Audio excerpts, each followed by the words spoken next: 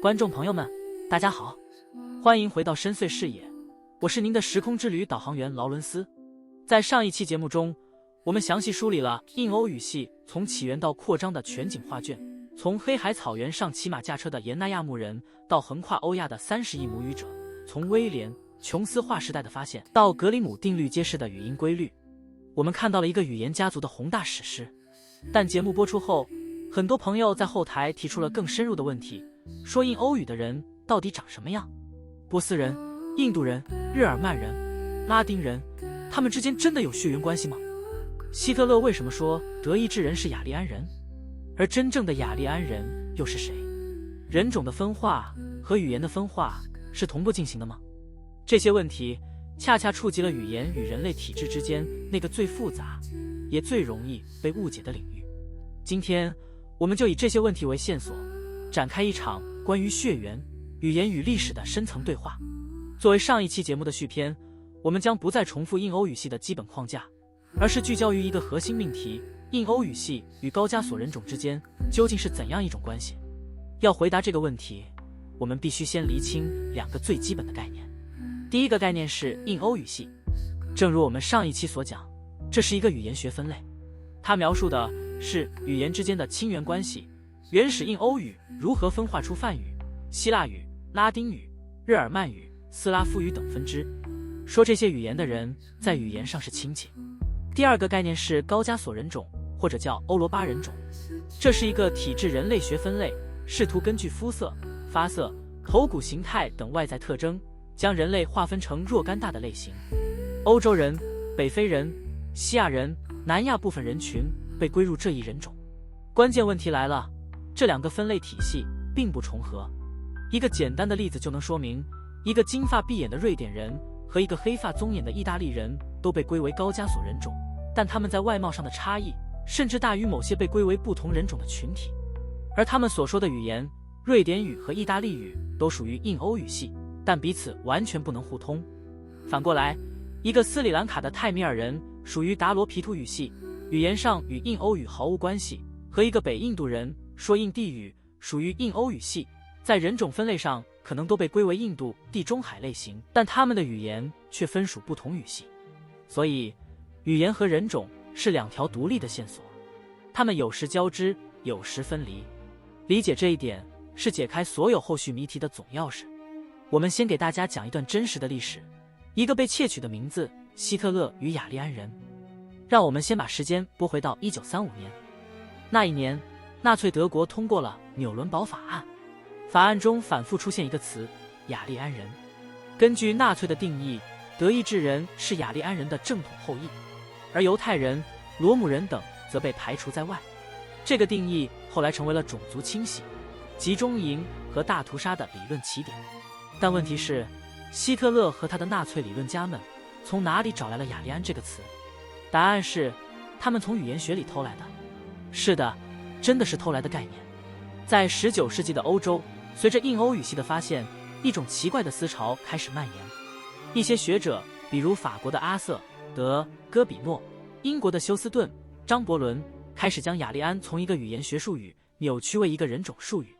他们声称，历史上存在一个雅利安人种，特征是金发碧眼、身材高大、智力超群，是所有文明的创造者。而日耳曼人就是这一优等人种最纯正的后裔。这些理论在当时就已经遭到了主流学术界的驳斥，但他们却被一个人狂热地吸收了，阿道夫·希特勒。他在《我的奋斗》中写道，雅利安人的最大对立面就是犹太人。他把雅利安变成了一个政治口号，一个种族标尺，一把屠刀。那么，真正的雅利安人是谁？纳粹的雅利安与真实的雅利安之间究竟差了多少个事实？我们来谈谈谁是真正的雅利安人。你也许感到惊讶，真正的雅利安人正是现在和美国交战正欢的伊朗波斯人和居住在印度北部的印度雅利安人。雅利安一词英文是 Aryan， 源自梵语和古波斯语，意为高贵的。在语言学上，它特指印度伊朗语支的古代人群。也就是说，真正的雅利安人就是波斯人和印度雅利安人，原来他们都是自古就生来高贵的人。伊朗的国名 Iran 本身就源于雅利安，意为雅利安人的土地。古波斯阿契美尼德王朝的大流士一世，在其著名的贝希斯敦铭文中，用3种文字刻下了自己的身份：我，大流士，伟大的王，波斯王，一个波斯人，一个雅利安人，拥有雅利安血统。这是雅利安人自我认同的最早、最权威的证据。而印度的雅利安人在公元前1500年左右进入印度次大陆，创造了吠陀文化和梵语，建立了种姓制度。梵语中的雅利安与古波斯语中的伊朗，在词源和意义上完全对应。印度最古老的经典《离句吠陀》中，雅利安人自称为高贵的，并将他们的对手称为达萨，意为敌人或野蛮人。所以，在语言学和历史学上，雅利安人就是印度伊朗语族的古代人群。他们不是金发碧眼，而是黑发深目。他们的故土不在北欧，而在中亚草原和伊朗高原。那么，日耳曼人又是怎么被扯进来的呢？这就要回到19世纪那场致命的学术错误——语言的泛化与人种的虚构。19世纪的欧洲学者在发现印欧语系之后，面临一个难题：原始印欧人长什么样？由于没有照片和 DNA 技术，他们只能凭想象。一些人，尤其是带有强烈欧洲中心主义倾向的学者，开始将原始印欧人描绘成金发碧眼、身材高大的北欧人形象。他们甚至创造了一个新词——雅利安人种。这里有一个根本性的混淆，他们把原始印欧人和雅利安人混为一谈了。原始印欧人是所有印欧语系人群的祖先，而雅利安人只是原始印欧人的一个分支，印度伊朗语支。原始印欧人可能长什么样？根据古 DNA 研究，沿纳亚穆人是深色头发、棕色眼睛、浅褐色皮肤，他们与金发碧眼的北欧类型相去甚远。金发碧眼的特征是后来在斯堪的纳维亚地区通过自然选择、性选择和气候适应才逐渐高频出现的。但19世纪的种族主义们管不了这些，他们把雅利安这个古老光辉的名字从波斯人和印度人手中拿了领过来，直接放在了日耳曼人身上。希特勒可以说是这场盗窃的最大受益者，他用雅利安这个词为个人的种族主义披上了科学的外套，但实际上他对真正的雅利安文明、波斯和印度还需要更深入的了解。和很多古代帝王一样，他们都需要一个闪闪发光的标签，一个可以用来划分优等和劣等的尺度。今天的社会以人种来区分高低贵贱，不能不说是人类文明的一个悲哀。那么，回到我们更根本的问题，语言和人种之间到底是什么关系？答案是，它们是2条独立的线索，有时交织，但从来不是一回事。我们用一个简单的例子来说明：一个金发碧眼的瑞典人和一个黑发棕眼的意大利人都被归为高加索人种，但他们在外貌上的差异甚至大于某些被归为不同人种的群体。而他们所说的语言，瑞典语和意大利语都属于印欧语系，但彼此完全不能互通。反过来，一个斯里兰卡的泰米尔人属于达罗毗荼语系，语言上与印欧语毫无关系，和一个北印度人说印地语，属于印欧语系，在人种分类上可能都被归为印度地中海类型，但他们的语言却分属不同语系。所以，一个人说什么语言和他长什么样没有必然联系。语言可以快速替换，一场征服战争、一次宗教传播、一项国家政策，都可能让一个群体在几代人之内彻底改变语言。而人种的遗传特征变化极其缓慢，以万年为单位。这就是为什么印度北部的低种姓人群说着印欧语的印地语，却保留着大量达罗毗荼原住民的基因特征，肤色较深，面部扁平。既然如此，高加索人种内部究竟有哪些不同的类型？它们与印欧语系的各个分支又是怎样对应的？传统体制人类学将高加索人种大致划分为以下几个亚型。请注意，这些分类是近代学者基于有限样本建立的，带有那个时代的局限性，但它仍然能帮助我们理解大致的分布格局。第一种是北欧类型，典型特征是浅色皮肤、金发碧眼、身材高大、长头型。这一类型主要分布在斯堪的纳维亚半岛、德国北部、荷兰、英国东部。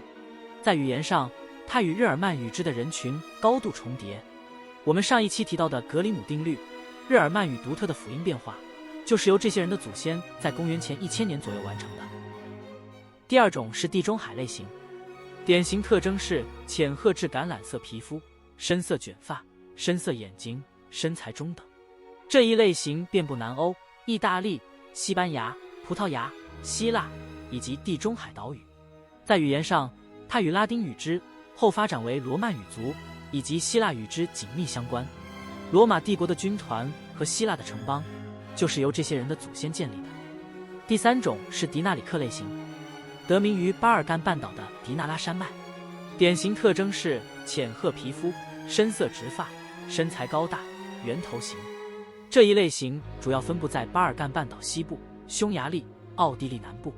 在语言上，它与南斯拉夫语之塞尔维亚语、克罗地亚语等以及阿尔巴尼亚语之相关。第四种是东欧类型，典型特征是浅色皮肤、浅棕或亚麻色头发、浅色眼睛、蓝色或灰色、圆脸、中等至较高身材。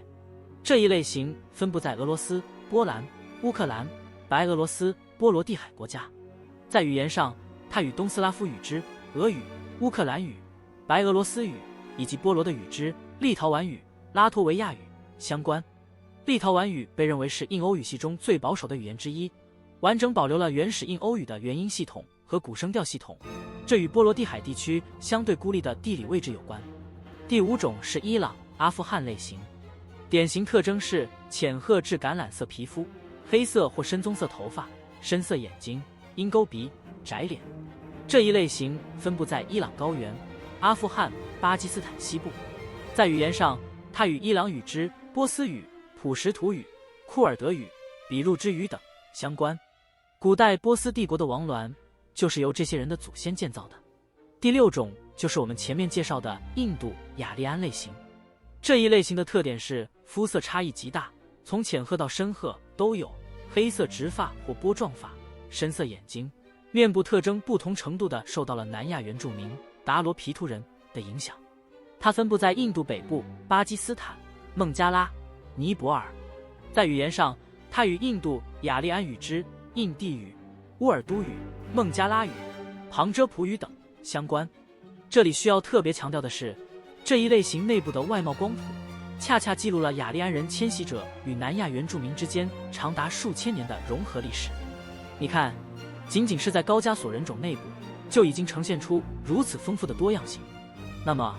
这些不同的类型之间是自古就泾渭分明，还是后来才逐渐分化的？这就要说到人种分化的时间线了，它远比语言分化要漫长。现代人类晚期智人，按照考古学的理论来说，大约在20万到30万年前起源于非洲，大约在5万到10万年前，智人开始走出非洲，走向世界各地。在这个过程中，他们与尼安德特人、丹尼索瓦人等古老人种发生了小规模的融合。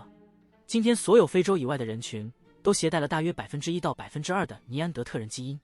东亚人群与欧洲人群的关键分离大约发生在4万年前。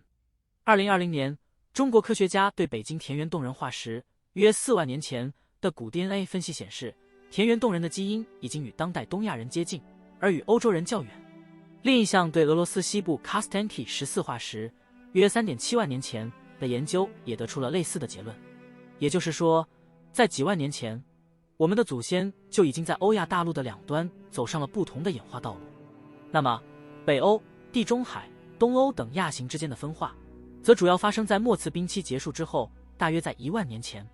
随着气候变暖、农业革命兴起、人口增长和扩张，不同地区的人群在相对隔离的环境中受到不同的自然选择压力，比如肤色与日照强度的关系、遗传漂变以及后续迁徙的影响，逐渐形成了我们今天看到的外貌差异。所以，人种的分化是一个以万年为单位的过程，极其缓慢，而语言的分化则快得多。原始印欧语大约在6000年前才开始分化。日耳曼语的格里姆定律发生在公元前1000年左右，也就是大约3000年前。拉丁语在罗马帝国崩溃后的裂变，通俗拉丁语演变为法语、西班牙语、意大利语等，主要发生在公元5世纪到10世纪之间，仅几百年。而英语的元音大推移，从1400年到1700年，只用了300年就彻底改变了所有长元音的发音。这是现代科学对人种变化的解读。那么，圣经是如何解释语言和人种的分化的呢？这个答案的核心围绕着一个广为人知的故事展开——巴别塔。根据《创世纪》第11章的记载，大洪水之后，所有人类都说着同一种语言，并且向东方迁移，在示拿地区定居下来。然而，骄傲在人群中滋生，为了传扬自己的名，也为了防止被分散到世界各地，他们决定齐心协力建造一座塔顶通天的城市和高塔。这种试图与神同等、脱离神的傲慢，触发了上帝的直接干预。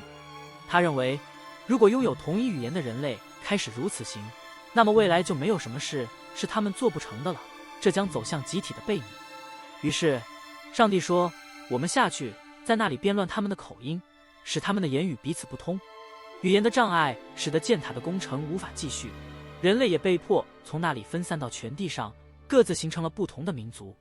巴别这个名字在希伯来文中正是变乱的意思，它不仅标志着一座未完工的高塔，更标志着单一的人类社群在语言上的分裂，以及随之而来的全球大迁徙。在这个框架下，语言的起源和扩散并非渐进的演化，而是在神的旨意下于特定时间点发生的超自然事件。圣经解读了语言的不同是为了变乱人类，那么人种的不同呢？如果所有人都源自亚当、夏娃，并在大洪水后只剩下挪亚一家，那么今天世界各地人们在外貌上的差异又该如何解释呢？基督教学者们提出了几种可能的解释。挪亚子孙的地理分布，一个广为流传的观点认为，挪亚的3个儿子闪、含、雅弗成为了当代人类3个主要种族集团的祖先。后来的传统将他们与世界3大洲联系起来，雅弗的后裔主要迁移到欧洲，成为了白种人的主要祖先；闪的后裔主要分布在亚洲，被认为是黄种人的祖先；含的后裔则主要迁往非洲，成为了黑种人的祖先。这个解释是不是还挺全面的？还有一种推测认为，人种的差异可能与巴别塔事件本身有关。也许上帝在变乱语言的同时，上帝也直接干预了人类的基因，使其发生变化，以更好地适应不同地域的生存环境，例如让非洲人拥有更适应炎热气候的深色皮肤。您是相信科学还是相信宗教呢？请留言给出您的答案。无论如何，人种与语言的分化是2条完全不同的时间线。一个群体可以因为征服而快速改变自己的语言，却保留着原有的基因构成，这正是理解许多历史谜题的关键。现在，让我们把这个框架应用到那些具体的问题上。第一个问题，拉丁人、日耳曼人、凯尔特人、斯拉夫人，他们之间到底有什么关系？在语言上，他们是同宗的。拉丁语、日耳曼语、凯尔特语、斯拉夫语都是原始印欧语的不同分支。在公元前3000到前2000年的第2次草原扩张浪潮中，沿纳亚穆人的后裔进入中欧和北欧，成为这些语支的共同祖先。从这个角度看，他们是堂兄弟，但在血缘上，他们并非铁板一块。他们都是高加索人种的不同亚型，而且各自与欧洲不同地区的原住民融合。拉丁人的祖先在意大利半岛与伊特鲁里亚人、希腊人融合，后来又有日耳曼系的伦巴第人加入，形成了今天地中海类型的意大利人。日耳曼人在北欧与当地的早期狩猎采集者融合，形成了北欧类型。凯尔特人曾被罗马和日耳曼人挤压到不列颠群岛的边缘，他们保留了较多古代欧洲狩猎采集者的基因，红发、蓝绿色眼睛的比例特别高。斯拉夫人在东欧平原与芬兰、乌戈尔语系的人群融合，形成了东欧类型。所以，他们既有共同源头，又在各自的历史轨迹中形成了独特的体制和文化。把他们简单的称为同一人种或不同人种，都是不准确的。第二个问题，波斯人和印度雅利安人，他们之间是什么关系？相貌相似吗？波斯人和印度雅利安人是雅利安人的2个主要分支。大约在公元前2000年，原始雅利安人从中亚草原分化为2支，一支向西进入伊朗高原，成为米底人和波斯人的祖先；另一支向南翻越新都库什山脉，进入印度次大陆，成为印度雅利安人的祖先。在语言上，他们极为接近。梵语和古波斯语、阿维斯陀语有着大量的同源词和几乎相同的语法结构。在文化上，他们共享火祭、圣饮、梵语 Soma、波斯语 Hauma、战神、梵语 Indra、波斯语 Varefratna 等元素，这是他们同宗的铁证。但在相貌上，他们经历了截然不同的融合历程。波斯人进入伊朗高原后，与当地的高加索、地中海类型人群融合，形成了伊朗、阿富汗类型，黑发、深目、鹰钩鼻、浅褐至橄榄色皮肤。而印度雅利安人进入印度后，与人数众多的达罗毗荼原住民，他们属于另一种体质类型，肤色较深，面部特征不同，发生了广泛而深度的融合。这种融合的深度和广度远超过波斯人在伊朗高原的融合，因此今天的印度雅利安人群在肤色上呈现出从浅褐到深褐的完整光谱，面部特征也变化极大。高种姓人群保留了较多的雅利安基因，与伊朗人、欧洲人更接近，低种姓人群则保留了更多的原住民基因。所以波斯人和印度雅利安人在语言上是亲兄弟，在血缘上则是经历了不同融合程度的远亲。他们的相貌有相似之处，但整体上差异明显。第三个问题，印欧语系的人群除了高加索人种，还有哪些混合类型？这正是印欧语系扩张模式的复杂性所在。当草原牧人征服一个地区时，他们常常将自己的语言强加于被征服者，但被征服者的基因却大量留存。这种模式在不同的地区产生了不同的混合结果。最典型的例子是印度。正如刚才所说，印度雅利安人的基因库中融合了大量达罗毗荼原住民的成分。根据遗传学研究，印度北部高种姓人群的草原血统比例大约在10%到30%之间，而低种姓人群的比例更低，有些甚至不到10%。这意味着语言被替换了，但人种没有被替换。另一个例子是中亚。今天的中亚地区，塔吉克人讲伊朗语支的塔吉克语，属于印欧语系，但他们的体质表现出明显的欧罗巴人种与蒙古人种的混合特征。而乌兹别克人、哈萨克人讲突厥语，不属于印欧语系，但他们的体质中也有大量欧罗巴成分。语言与基因在这里呈现出复杂的交错。还有一个著名的消亡案例，吐火罗人。他们生活在古代中国新疆的塔里木盆地，说的是印欧语系最东端的分支吐火罗语。他们的木乃伊，如著名的楼兰美女，显示吐火罗人是典型的欧罗巴人种，拥有浅色头发、高鼻深目。但在公元1000年左右，他们被突厥化的游牧民族同化，语言消失，基因也融入了后来的维吾尔等民族中。这些例子都告诉我们，印欧语系的扩张从来不是一个简单的一个种族取代另一个种族的过程，它更多的是一个语言、文化和基因的复杂混合体。现在我们可以回到最初的那个问题了，印欧语系包括了哪些人种？答案是，印欧语系并不包括任何一个单一的人种。使用印欧语系语言的人群，绝大多数属于高加索人种的各个亚型，北欧、地中海、迪纳里克、东欧、伊朗、阿富汗、印度、雅利安。但在亚洲的许多地区，印欧语人群还与蒙古人种、达罗毗荼人等发生了深度混合，形成了独特的面貌。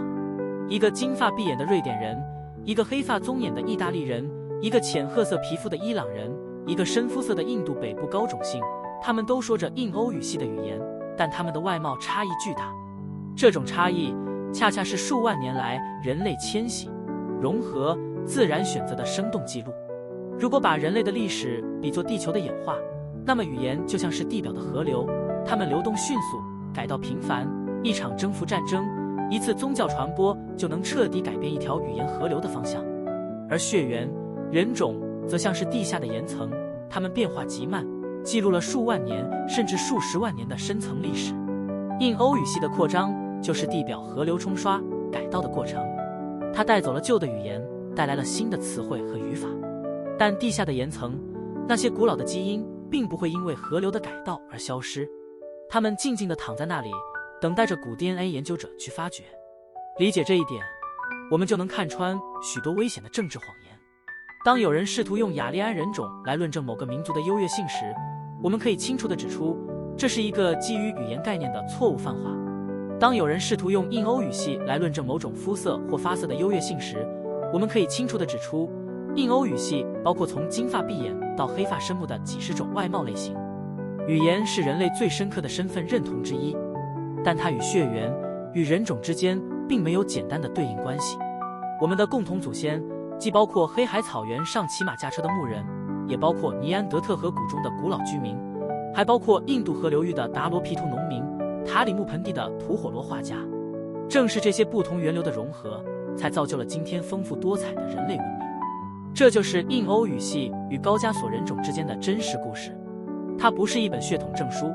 而是一部关于迁徙、征服、融合与再创造的宏大史诗。观众朋友们，这就是我们本期的内容。我们是一个严肃的学术频道，不是细说的历史。以人为鉴，可以明得失；以史为鉴，可以知兴替。欢迎您留言评论，发表您的看法，一起学习，共同进步。我们下期再见。